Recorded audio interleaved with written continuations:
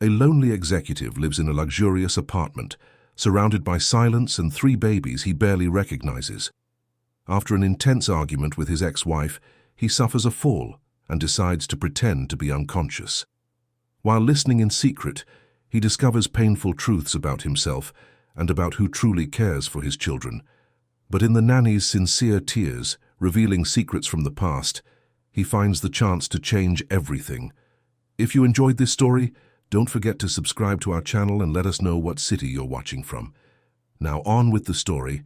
Ryan Miller never imagined he'd wake up at 42, alone in a 3,200 square foot apartment in the heart of Manhattan, staring at the floor-to-ceiling windows as if he were inside an expensive, empty display case. The divorce had been finalized just 8 months ago, but it felt like another lifetime.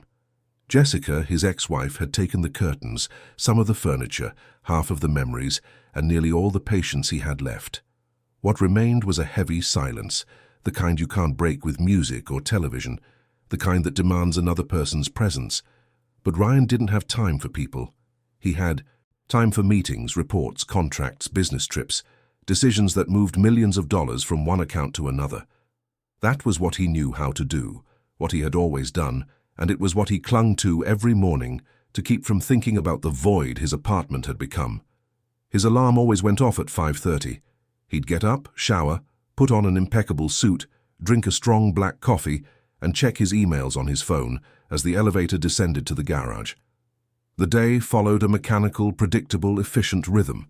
Meetings with investors, calls with lawyers, signatures, closings, negotiations that lasted for hours, all of which he conducted with a calculated coldness that was both impressive and intimidating. At the office he was respected, feared perhaps, admired by some, but never loved. And that didn't bother him, or at least that's what he told himself every time he came home to nothing but his own reflection in the glass. But Ryan wasn't completely alone.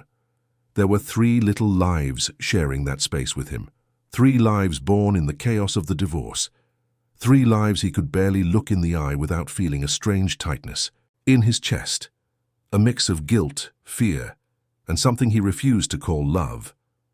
Leah, Sophie, and Mason, the triplets. 10 months old, healthy, active, full of energy, and completely dependent on constant care. 2 girls and a boy who came into the world just as everything around him was falling apart.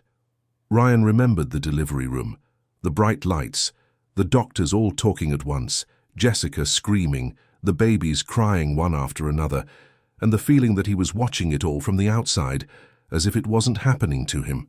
In the first few months, Jessica cared for the children with a mixture of dedication and resentment.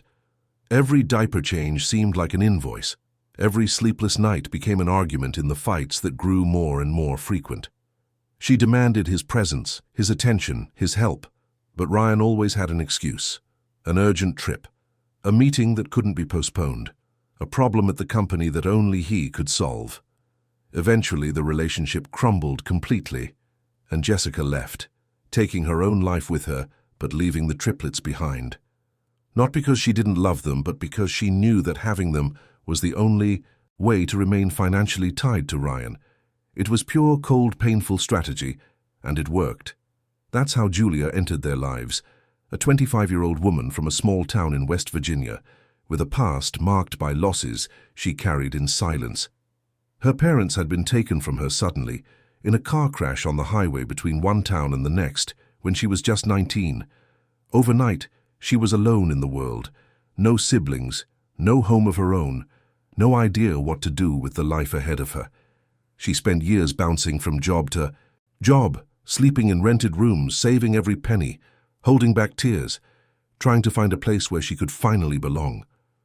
When the nanny position in New York City appeared, she didn't hesitate. The salary was good, better than any she'd ever had. The apartment was enormous, luxurious, filled with things she'd only ever seen in magazines. But what really made her accept were the photos of the children the agency showed her, 2 little girls and a baby boy, all with that fragile, dependent look that babies have. Something inside her stirred. It was as if, somehow, those 3, Tiny beings could fill the void her parents' death had left.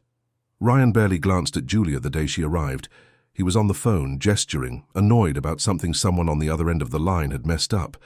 She came in through the service entrance with a small suitcase and a worn-out backpack, offered a polite greeting, and was shown to her room by the housekeeper.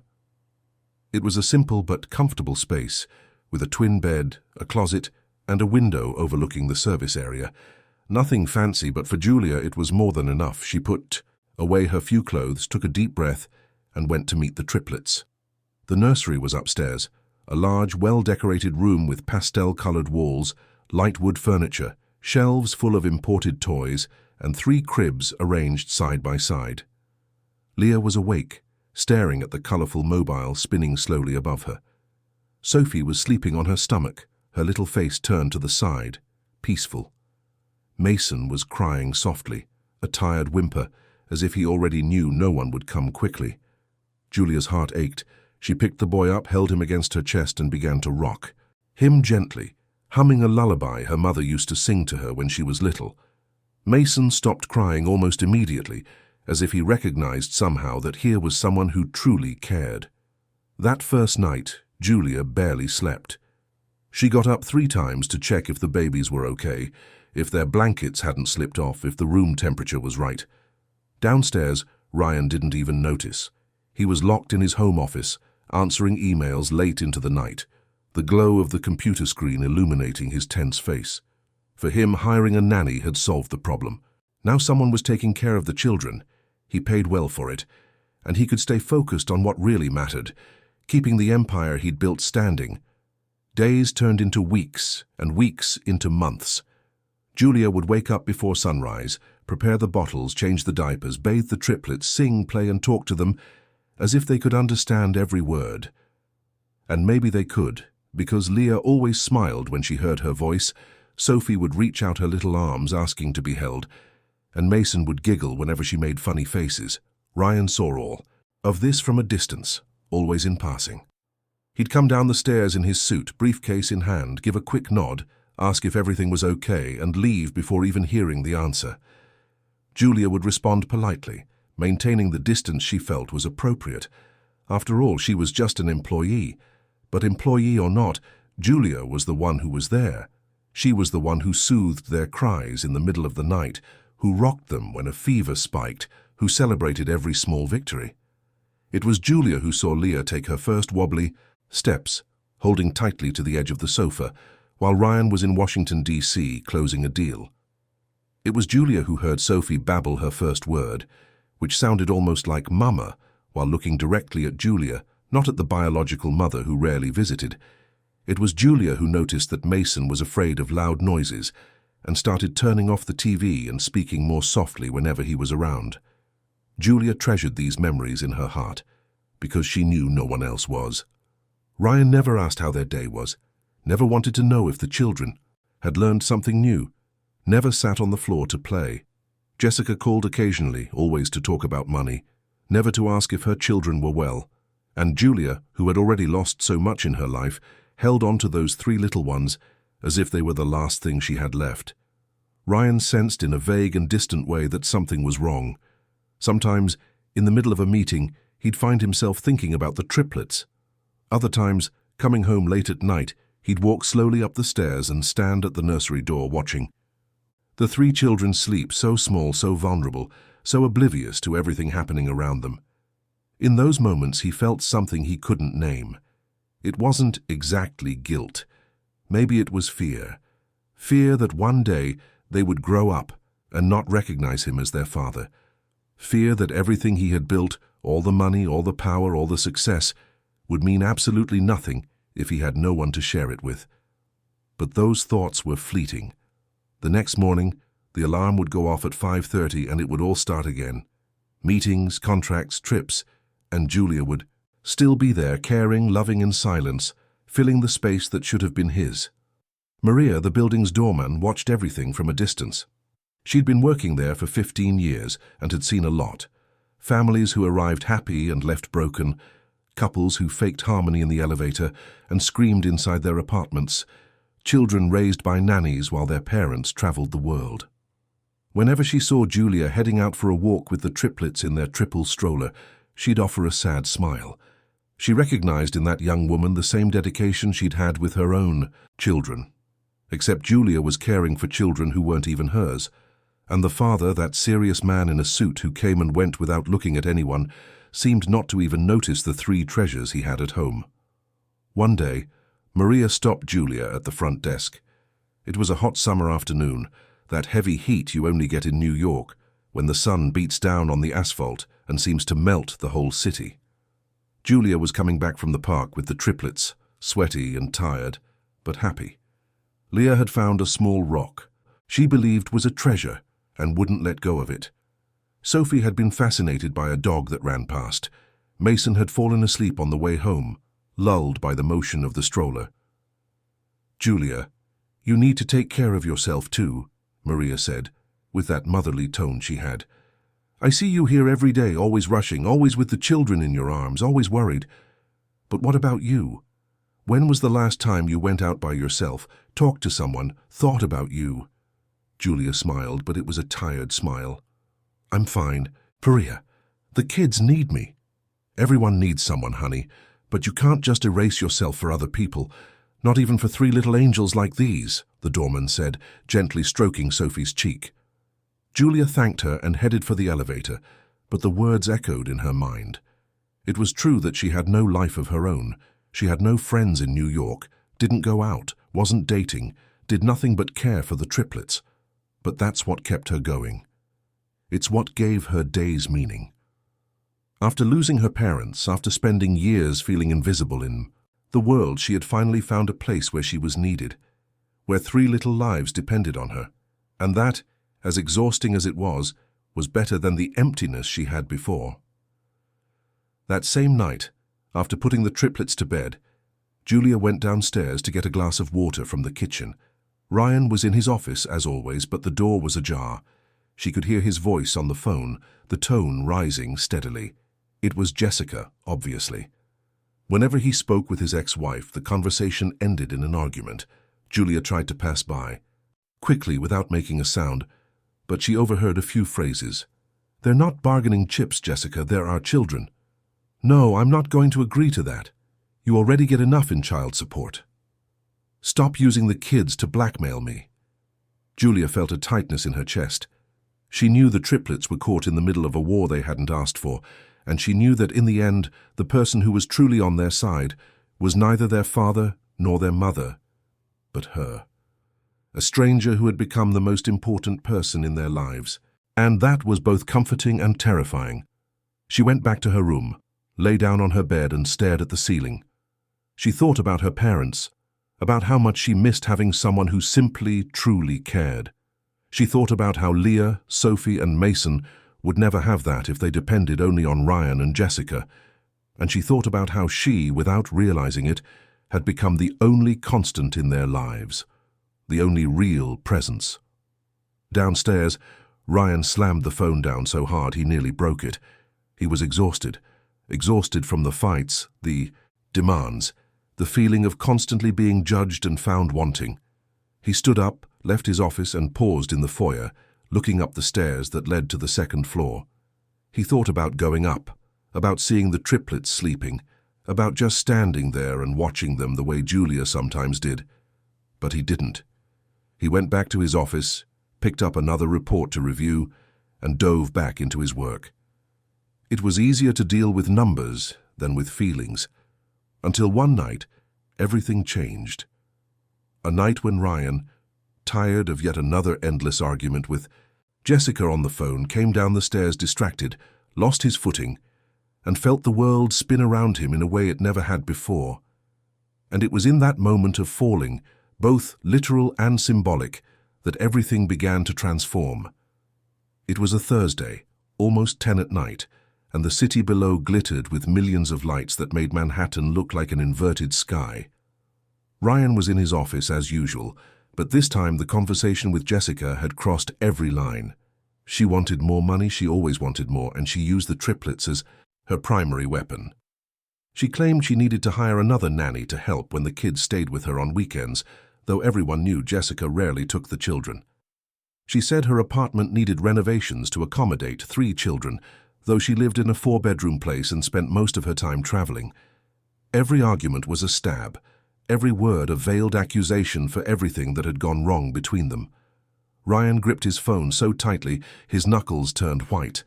He tried to keep his voice steady, but he could feel the anger rising in his throat. "No, Jessica, not this time. You already receive enough to live comfortably. The triplets have everything they need here, everything." On the other end of the line, she laughed, a bitter, venomous laugh. "Everything? They have everything, Ryan?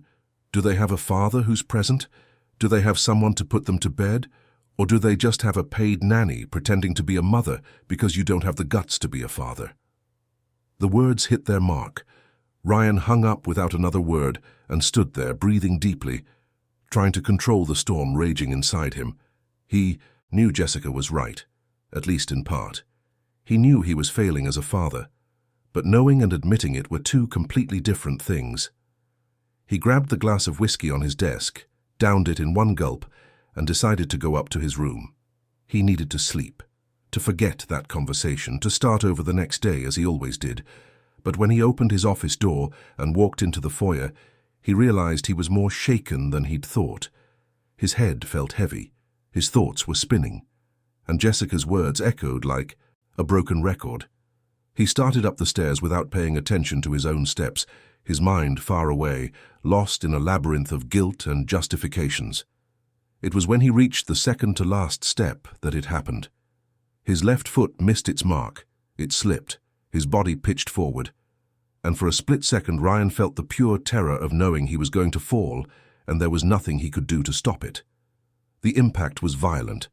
His phone flew from his hand and skidded across the floor. His shoulder hit first, then his head, and finally his whole body sprawled onto the cold floor of the foyer. The pain came in waves. His shoulder throbbed, his ribs burned with every breath, and his head felt like it had been hit with a hammer. Ryan lay there, dazed, trying to understand what had happened. He wiggled his fingers, then his toes. Everything worked. Nothing seemed broken, but everything hurt in a way he'd never felt before. That's when he heard it. Quick footsteps from upstairs, muffled cries, the unmistakable sound of the frightened triplets. And with them, Julia's voice, nervous, worried, trying to calm the children as she ran down the stairs. Ryan, still dizzy, had a strange, almost morbid thought. He wanted to know how people would react if they thought he was seriously hurt. He wanted to see who truly cared and who would just go through the motions. It was a selfish curiosity, he knew, but in that moment of pain and confusion it seemed to make sense. He closed his eyes, relaxed his body, and decided to pretend he was unconscious. Julia reached the foyer in a panic, with Leah in one arm, Sophie in the other, and Mason clinging to her neck, all 3 crying loudly, terrified by the sound of the fall. When she saw Ryan stretched out on the floor, motionless, her heart nearly stopped. "Mr. Miller, Mr. Miller, can you hear me?" She knelt beside him, trying to hold all 3 children at once, and with her free hand she touched his face. It was warm, sweaty, but he didn't respond. She felt for a pulse, found the beat of his heart, fast and strong. He was alive, but he wasn't waking up. Panic took over. Mason was crying desperately, Sophie was screaming, and Leah was clutching. Julia's dress so tightly she nearly ripped the fabric. Julia looked around, searching for Ryan's phone, and saw it far away, near the door. She needed to call 911, but she couldn't just put the triplets down. They were terrified, feeding off her fear, and the more she tried to calm them, the more they cried.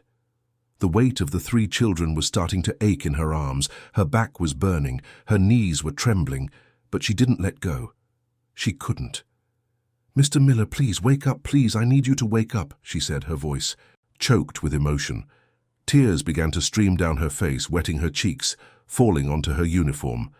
Julia tried to stand up with the triplets, stumbled, nearly fell, and finally managed to reach the phone. She dialed 911, but her hands were shaking so badly she misdialed. She tried again and missed again. Mason was crying even louder. Leah was reaching her little arms toward Ryan as if trying to wake him, and Sophie's face was red from screaming. oh my God, what do I do? What do I do? Julia said aloud to herself, not realizing. Ryan could hear every word. I shouldn't have stayed upstairs. I should have come down. I always let my guard down and something always happens. Always. It's my fault. It's always my fault. Ryan, motionless on the floor, felt each syllable like a blade. He realized Julia was blaming herself for something that had nothing to do with her, that she was taking on responsibilities that weren't hers, that she was carrying a weight he himself had placed on her shoulders without ever asking if she could bear it. And more than that, he realized something that shook him to his core. The triplets, terrified, were clinging to Julia, seeking comfort from her, not him. Even with their father lying there, seemingly injured, it was her they wanted. It was her they recognized as safety, as home, as love. Finally, after 3 attempts, Julia managed to dial correctly. A calm voice on the other end asked her to explain what had happened. My boss fell down the stairs. He's not waking up. I don't know what to do. I have 3 babies here with me and I can't leave them alone. Please send someone quickly, please. The dispatcher said an ambulance was on its way, that she should stay calm, that she shouldn't move him. Julia thanked her, hung up and knelt beside Ryan again, still holding the triplets with a strength that came from God knows where. Mr. Miller, if you can hear me, please give me a sign.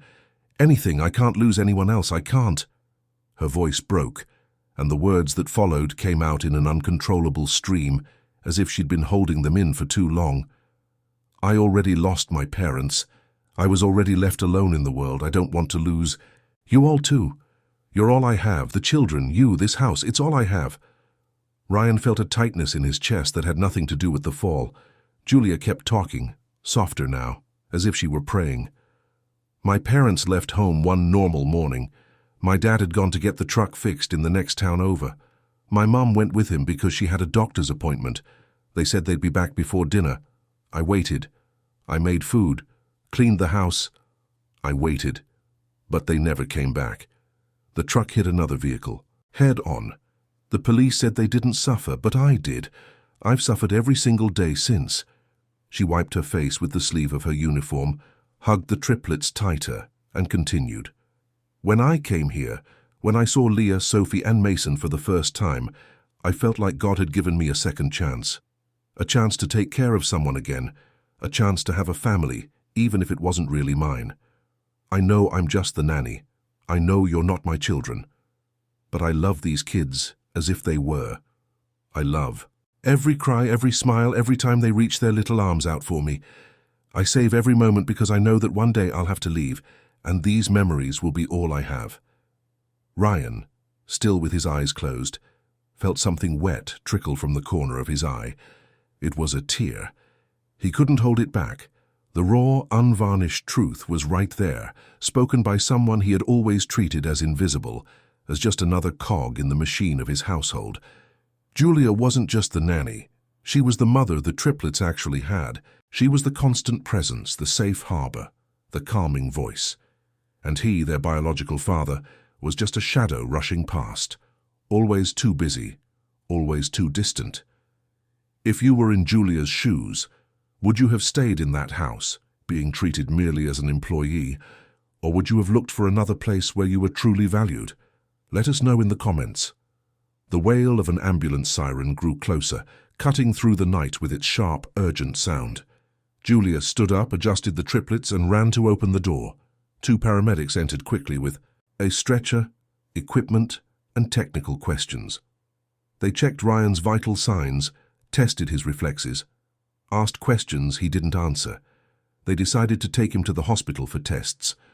One of the paramedics suggested Julia stay with the children, that it wasn't necessary for her to come, but she refused. I can't let him go alone, and I can't leave the children here either. We're going together, all of us. Her voice was firm, decisive, almost desperate. The paramedic looked at his partner. They both hesitated, but eventually agreed. After all, the young woman was right. Those 3 children couldn't be left alone, and the man, for all his money and comfort, was heading to the hospital with no one by his side. They all climbed into the ambulance. Julia sat on the side bench, with Mason asleep in one arm, Sophie in the other, and Leah resting on her lap.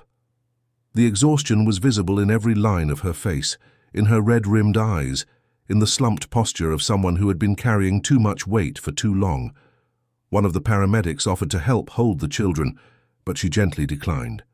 They were hers to hold, hers to protect, at least in that moment, in that cramped space of the ambulance cutting through the New York night. She was all they had. Ryan, lying on the stretcher, listened to the ambulance's engine, the beeping of the heart monitor, and Julia's deep breaths as she tried to calm herself. With every passing second, the guilt mounted. Every minute of silence felt heavier. He knew he had taken this charade too far. He knew he was forcing a woman who had already suffered so much to relive her worst fears. But he still didn't have the courage to open his eyes and confess. He was afraid of her reaction, afraid to see the disappointment, the anger, the hurt. So he remained there, motionless, a man who had everything and nothing at the same time. The ambulance pulled up to the emergency room entrance. The doors swung open, and a medical team was already waiting with a gurney. They wheeled Ryan inside quickly, asking Julia questions that she answered in a trembling voice. No, he doesn't have any allergies. Yes, he takes medication for his blood pressure. No, I don't think he hit his head that hard. I think it was more his shoulder. She knew all the details, all his medications, his entire history. She knew more about his life than he himself sometimes stopped to think about. They sat Julia in a chair in the waiting room, the triplets still in her lap. A nurse brought her water, asked if she was okay, offered to help. Julia thanked her and just sat there, gently rocking her body to keep the children asleep. Around her, other people waited. A man with a bandaged hand, a woman holding a crying baby, an elderly couple hugging each other, each with their own pain, their own story, and Julia in the middle of it all, carrying 3 lives that weren't hers by blood, but were by choice, by love. Inside the exam room, Ryan underwent X-rays, neurological tests, and vital sign checks. The doctors conferred, analyzed the images, made notes. Everything indicated he'd been lucky. Minor contusions, nothing broken, no signs of serious head trauma. They could release him soon. But before that, before the doctors gave their final verdict, Ryan made a decision. He couldn't keep pretending. He couldn't use Julia's vulnerability as an experiment any longer. It was time to open his eyes, literally and figuratively. The ambulance sped down Park Avenue, cutting through the late-night traffic, carrying within it a businessman pretending to be unconscious, a nanny carrying a burden of love and loss, and 3 babies who were finally sleeping, exhausted in the arms of the only person who truly cared about them. And inside that box of metal and flashing lights, something was about to change forever. The doctor entered the exam room with a clipboard and a calm expression. "Mr. Miller, can you hear me? The tests don't show anything serious. Minor contusions, nothing broken. You were very lucky, but we need you to wake up so we can better assess your consciousness. Mr. Miller." Ryan knew he couldn't put it off any longer. He opened his eyes slowly, as if he were genuinely waking from a long faint. The bright hospital light blinded him for a moment. He blinked several times, feigning disorientation, and looked around. The doctor smiled in relief. "Welcome back. How are you feeling?" "Dizzy, sore, but I'm okay," Ryan answered, his voice hoarse. The words were heavy with a guilt the doctor couldn't understand. The physician asked a few more questions, tested his reflexes, had Ryan move his arms and legs. Everything worked perfectly. "I'm going to prescribe a painkiller and have you stay for observation for another hour. After that, if there are no new symptoms, you can go home. But absolute rest for the next few days, understand?" Ryan nodded. The doctor left, leaving him alone in the room. And it was in that moment of silence that the weight of what he had done crashed down on him like a ton of bricks. He had feigned unconsciousness to observe reactions, to satisfy a selfish curiosity, and in the process, he had hurt someone who didn't deserve it. Julia had opened her heart, exposed her deepest wounds, cried and blamed herself for something that wasn't her fault, and he had listened to it all, hidden behind a cowardly lie. A nurse came in, checked the machines, and adjusted the IV drip they had put in as a precaution. Your companion is in the waiting room. Would you like me to get her? Ryan hesitated. Yes, please. Get her. Minutes later, Julia appeared at the door, still holding the triplets. They had woken up and were looking around with the curiosity of small children. Leah reached out her arms when she saw Ryan, but not toward him. She just wanted to shift her position in Julia's arms. Sophie was yawning, her eyes red from crying. Mason stared intently at his father, as if trying to figure out who this man lying in a hospital bed was. You're awake, Julia said, and there was something different in her voice. It wasn't exactly relief, it was more of a profound weariness, an exhaustion that went beyond the physical. Thank God, the doctors said you're going to be okay. Ryan truly looked at her for the first time since she had walked into his house months ago. He saw the swollen eyes, the disheveled hair escaping her bun, the wrinkled uniform, the deep, dark circles. He saw a young woman carrying a weight that wasn't hers by nature, but one she had shouldered anyway. He saw the sadness, the fear, the dedication, and he also saw doubt, as if she were measuring every word before she spoke. Julia, I need to tell you something. His voice came out quieter than he intended. She took an instinctive step back, clutching the triplets to her chest. Something in Ryan's expression put her on alert. You can tell me, sir. He took a deep breath. There's no easy way to say this. When I fell, I didn't pass out. I was conscious the whole time. The silence that followed was heavy, almost palpable. Julia stood frozen, processing his words, trying to understand what they meant. The whole time, her voice trembled, you were awake and you didn't say anything? Ryan nodded, unable to meet her gaze. I wanted to see how people would react. I wanted to know who really cared. It was selfish, it was wrong, and I know that. But I need you to know that I heard everything you said, about your parents, about how you feel about the triplets, about everything. Julia felt her legs give way. She had to lean against the wall to keep from falling. The triplets, sensing the tension, began to stir. Leah whimpered, Sophie clung tighter to Julia's neck, and Mason buried his face in her shoulder. You heard me. Her voice was breaking, but now there was something else there. There was anger. You heard me talking about the most painful things in my life, and you just lay there pretending. Using my desperation for what? For a test to see if I'm good enough. That's not what it was, Ryan tried to explain, but she cut him off. Not what it was. Then what was it? Entertainment? Curiosity? You made me relive the worst thing that ever happened to me? You made me remember the day my parents died. You made me blame myself for something that wasn't my fault. And you were just lying there, listening to it all, like a spectator watching a play. The tears returned, but this time they weren't tears of sadness. They were tears of indignation, of hurt, of a disappointment so deep it was physically painful. Ryan tried to sit up in bed, but the pain in his shoulder stopped him. Julia, I know I have no excuse. I know I was cruel. But I need you to understand that it opened my eyes. I heard you talking about the triplets as if they were your own children. I heard you say you save every moment because no one else is, and I realized you're right. I'm not present. I'm not a father. I'm just the guy who pays the bills. And you think that changes anything? You think that because you've now realized the obvious, everything is fixed? Julia was shaking, but her voice remained firm. I've been here for months, Mr. Miller. Months taking care of Leah, Sophie, and Mason as if they were my own. I wake up in the middle of the night when they cry. I sing them to sleep. I celebrate every new step, every laugh, every small achievement. And you walk past me every day as if I'm invisible, as if I'm just another piece of furniture. I know, and I'm so sorry. Ryan's voice was filled with an emotion he rarely allowed himself to feel. I've spent my whole life believing that success was building a company, having money, having power. I never stopped to think about what really matters.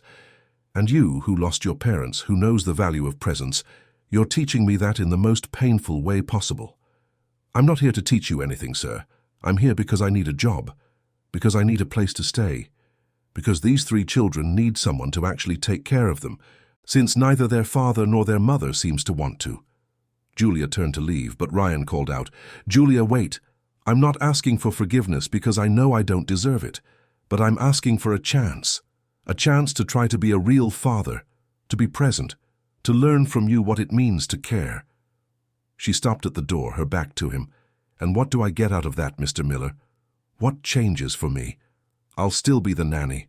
I'll still be invisible. I'll still be saving the memories you should be making, because in the end, when you get tired of this new version of yourself, you'll go back to being who you've always been.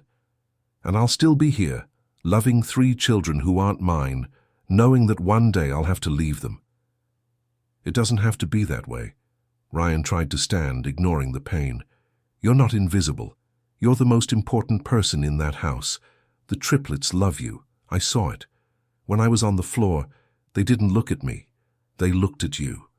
Because you are safety, you are presence, you are love, and I want to learn how to be that too."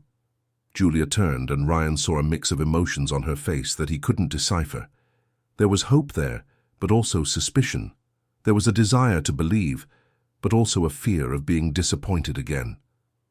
"You want to learn? Then start by listening to what I'm about to tell you. These children don't need a perfect father. They need a present father. They don't need expensive toys. They need someone who will sit on the floor and play with them. They don't need a huge apartment. They need arms to hold them when they're scared. If you really want to change, you're going to have to stop being Ryan Miller, the successful businessman, and learn to be just Leah, Sophie, and Mason's dad." "I want to try." For the first time in his life, Ryan admitted a real vulnerability. "I don't know how, but I want to try." Julia looked at the triplets, who had calmed down in her arms. Leah was playing with a button on her uniform. Sophie had fallen asleep again. Mason was looking at his father with those big, curious eyes. She sighed, tired, but also resolute. "All right. But you should know that if this is just a passing phase, if you go back to being who you were after a week or a month, I'm leaving. And I won't let these children watch me go without an explanation. I will say goodbye to them the way they deserve, even if it breaks my heart. Because they deserve to know they are loved, even if it's by someone who isn't their mother. You won't have to. I promise I'll change, and I'll prove it every single day. Promises are easy, Mrs. R. Miller. Keeping them is the hard part." Julia left the room with the triplets, and Ryan was alone again. But this time the silence was different. It wasn't empty. It was full of possibilities, of fear, of hope, of an uncertain future that would depend entirely on the choices he made from that moment on. When he was discharged 2 hours later, Ryan didn't go home in a car service. He rode in the same ambulance that had brought Julia and the triplets. He sat next to her on the bench, in silence, watching how she so carefully adjusted the children, how she hummed softly to keep them calm, how she wiped Mason's face with the hem of her own uniform when he drooled. And for the first time, Ryan realized that being present wasn't about grand gestures. It was about the small moments he had been missing every single day, for months, while pretending that work was more important than living. They arrived home as the sun was beginning to rise, painting the New York sky in shades of orange and pink. Maria was at the front desk when they entered. Her eyes widened when she saw her boss, injured, and Julia exhausted with the triplets. "My God, what happened?" Julia explained briefly. "A fall on the stairs. He's okay, thank God. Just needs to rest." Maria looked at Ryan with an expression that said more than words. "Be careful," she said. But she wasn't just talking about the physical fall. They rode the elevator up in silence. When the apartment door opened, everything looked the same, but at the same time, completely different. Ryan didn't go straight to his office or his bedroom. He went to the living room, sat on the sofa, and just stayed there. Julia walked past him carrying the triplets, heading straight for the nursery. Ryan heard her go up the stairs, heard the soft sound of doors opening and closing, heard her voice humming a lullaby.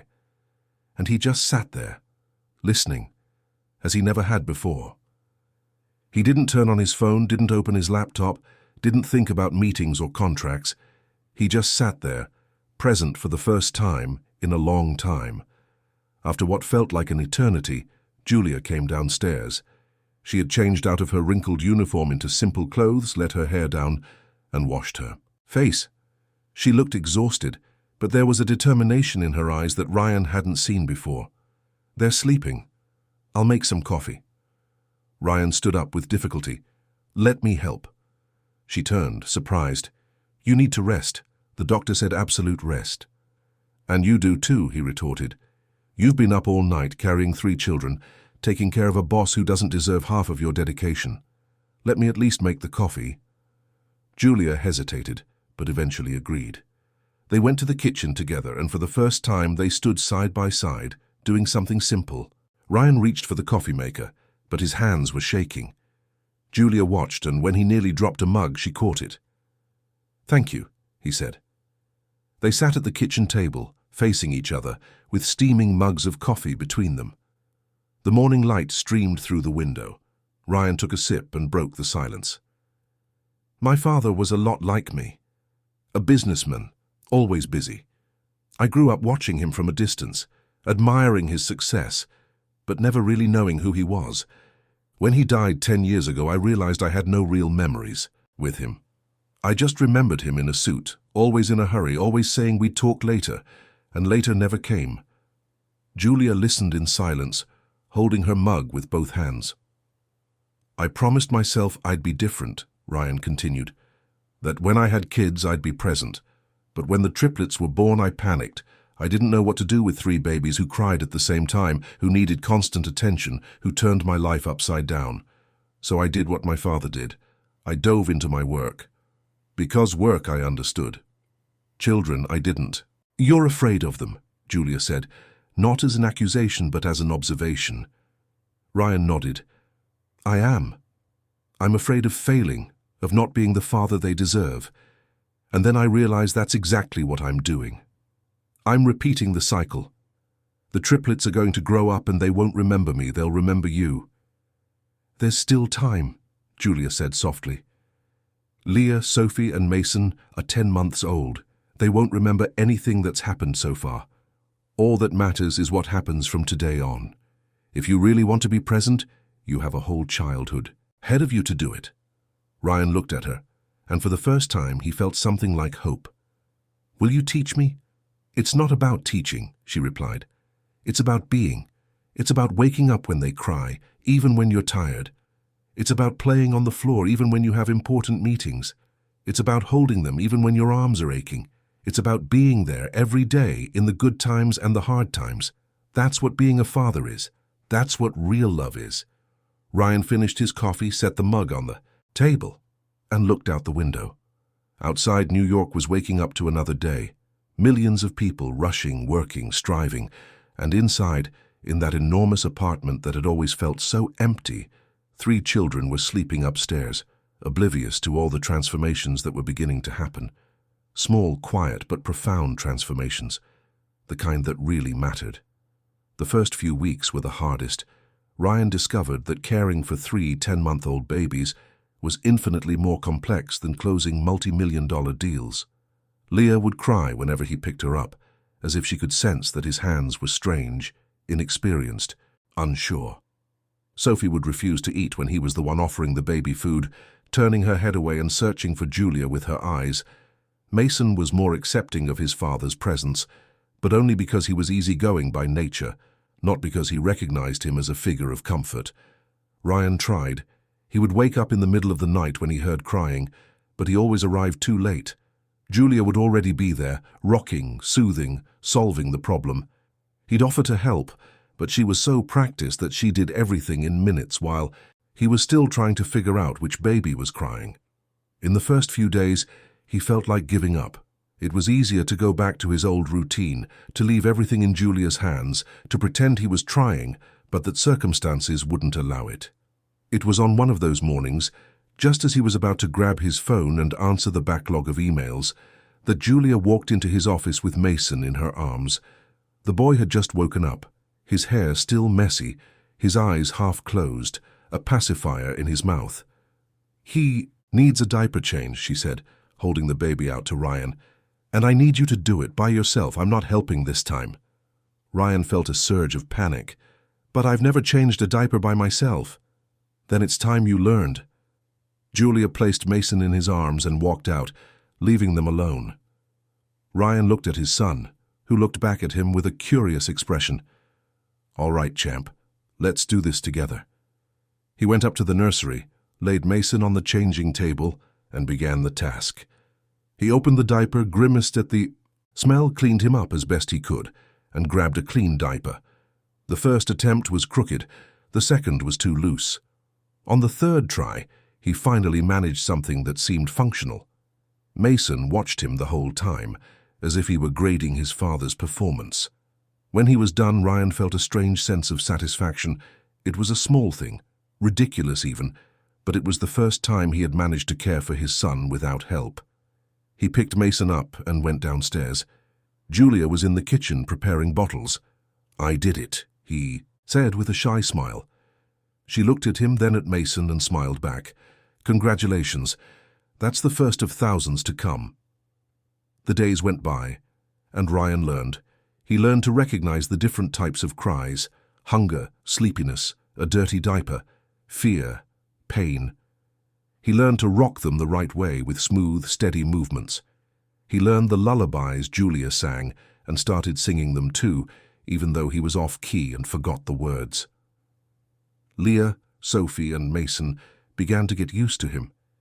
It wasn't the same as with Julia, but it was something. It was presence. It was effort. It was love growing slowly but genuinely. One afternoon, Ryan was sitting on the living room floor playing with the triplets. He had spread toys all around, and each was exploring in their own way. Leah was banging a rattle against the floor, delighted by the noise. Sophie was trying to fit blocks together, her brow furrowed in concentration. Mason was crawling from one side to the other, discovering the space. Ryan watched the three of them, marveling at every gesture, every discovery, every moment that had previously gone unnoticed. It was then that his phone rang. It was Jessica. Ryan hesitated but answered. Her voice came through loud and irritated. "You can't just decide to change the rules of the agreement, Ryan. I have a right to see the children on weekends." "And you can see them," he replied calmly. "But you'll have to come here. I'm not sending the triplets to your place with Julia anymore. They need stability, a routine, and I need to be present too." "You don't have the right to decide that on your own," Jessica shot back. "Yes, I do. I'm their father just as much as you're their mother. And for the first time, I'm going to act like it. If you want to see them, come over. The door is open. But the terms have changed, Jessica. The children are not bargaining chips anymore." There was silence on the other end of the line. Then her voice came back, softer, almost surprised. "What happened to you?" "I grew up. Finally." Ryan hung up and turned his attention back to the triplets. Sophie had managed to fit one block on top of another and was clapping her hands, proud. He clapped along with her, celebrating, and the little girl gave him her first real smile. It was a small smile, but it meant the entire world. Julia watched from the kitchen doorway, a dish towel in her hand and her eyes shining.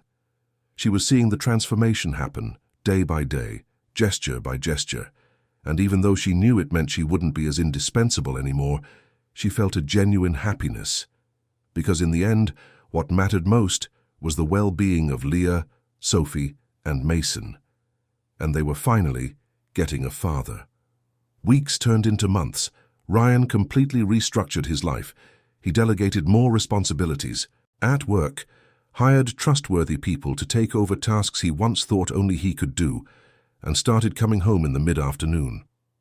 He had dinner with the triplets, gave them their baths, told them stories even if they didn't understand yet, and put them to bed. And every night before leaving the nursery, he would stand for a few minutes watching the three of them sleep, silently grateful for having been given a second chance. Julia was still in the house, but her role was changing. She was no longer solely responsible. She was a partner, a guide, someone who shared the responsibilities instead of carrying them alone. And in that, she also allowed herself to live. She made friends with other nannies in the building, started going out on her days off, and enrolled in an online early childhood education course she had always wanted to take, but never had the time for. For the first time since her parents had passed, she felt like she had her own life again, but without the guilt of abandoning those who needed her. It was on a Sunday morning, 3 months after the fall, that something special happened. Ryan was in the kitchen making breakfast. The triplets were playing in their playpen, and Julia was reading a book in the living room. Mason, who could now stand up by holding onto the bars of the playpen, looked at Ryan and said for the first time in a high, uncertain voice, "Dada." Ryan dropped the spoon he was holding. He turned, not believing what he'd heard. "Did you say Dada?" Mason smiled, that wide, toothless baby grin. "Dada," he repeated, with more certainty this time. Julia appeared in the kitchen doorway, her eyes welling up. "He called you Dada. He knows who you are." Ryan felt tears stream freely down his face. He knelt beside the playpen, held out his arms, and Mason leaned toward him. The little boy hugged him with his tiny arms, and Ryan felt that everything, every mistake, every attempt, every sleepless night, every frustration, every small victory, had been worth it. Leah and Sophie, seeing their brother, reached out their arms too. "Dada, Dada," they repeated, imitating Mason. It was the happiest moment of Ryan's life, not when he closed his first big deal, not when he bought the luxury apartment, not when he saw his name on lists of successful businessmen, but right there on the kitchen floor, hugging 3 children who finally recognized him as their father. Jessica started visiting more often. At first she was tense, full of resentment and demands, but slowly she began to change too. Seeing Ryan present, seeing the triplets happy, seeing that the house was no longer a battlefield but a home, made her reflect on her own choices. They never got back together as a couple, and it would never be possible to erase the hurts of the past. But they learned to be parents together, each in their own way, united for the good of their children. Maria, the doorman, would comment to the other building staff about the change. "That man used to be a ghost. Now he's a real father. The other day I saw him coming down with all 3 in the stroller, singing to them, smiling. He looks like a different person." And he was a different person. Ryan Miller, the cold, distant businessman, had died in that fall down the stairs. The man who had gotten up was Ryan, the father. And this version was infinitely better, lighter, happier, more human. A year after the fall, on a warm December afternoon, Ryan threw a small party in the apartment to celebrate the triplets' 1.5-year birthday. There were only a few guests: Maria, some of Julia's nanny friends, the children's pediatrician, and a few colleagues from work who had become real friends.